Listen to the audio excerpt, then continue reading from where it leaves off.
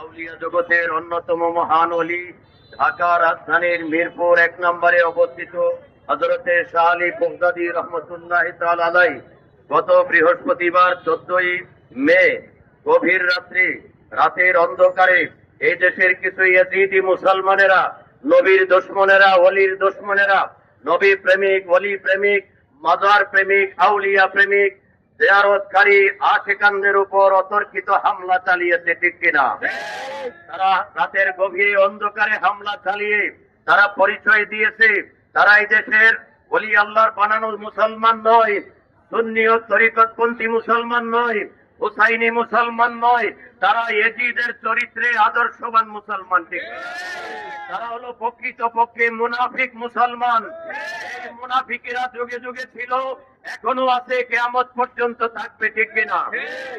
তাদের একটা কথা তারা বলে বেড়ায়, মাজারে গাঁজা খায়, মাজারে মদ খায়, মসজিদে তো সুদখোরের নামাজ পড়ে, মসজিদে তো ঘুষখোর নামাজ পড়ে, ওই মসজিদে তো হামলা হয় না, কিন্তু মাজারে হামলা কেন?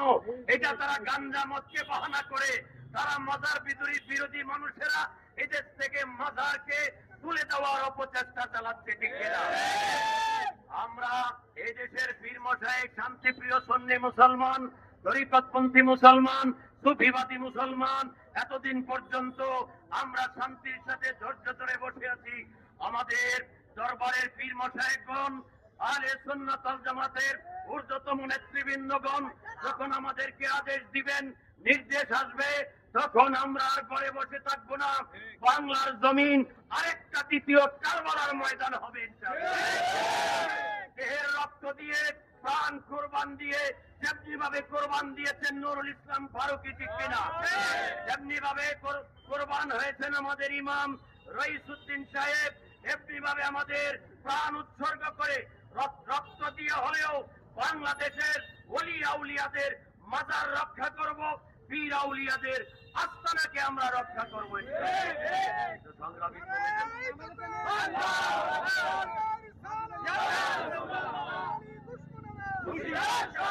আমি বাংলাদেশ সরকারের মাননীয় প্রধানমন্ত্রীর দৃষ্টি আকর্ষণ করছি, আপনি কিছুদিন আগে বাবা শাহজালাল রহমতুল্লাহর রওজা শরীফ জিয়ারত করেছেন, ঠিক কিনা? আপনি বাবা শাহজালালের ওরস শরীফ একটি গরু হাদিয়া পেশ করেছেন।